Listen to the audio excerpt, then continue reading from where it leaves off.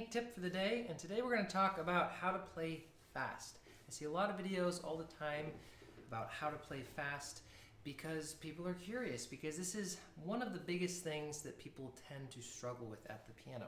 So the most common thing that I see in these videos about how to play fast is how to have really fast, really dexterous sort of fingers.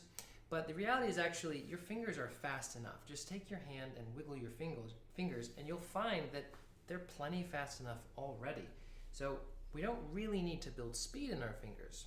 We need to build coordination. And so speed is something that we slowly build over time.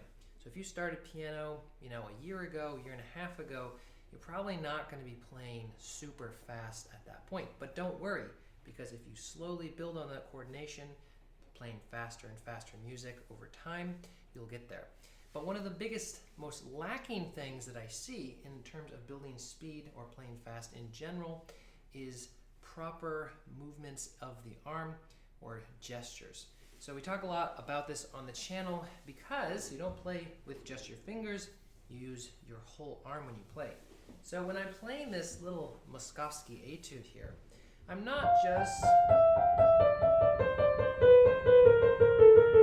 moving my fingers like this. This gets very tight and tense. My fingers need to move, but I need some arm movements or coordination in my arm to help make that easier. So what I'm doing is I'm using rotation, which is this turning motion in the arm.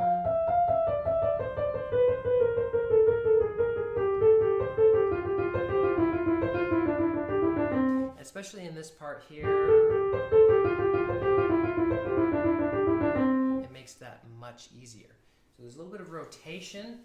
The other thing, in the same spot, it's a little bit of what we call like a circle gesture or a shaping gesture, sometimes it's called. So there's rotation, but I'm making this little shape,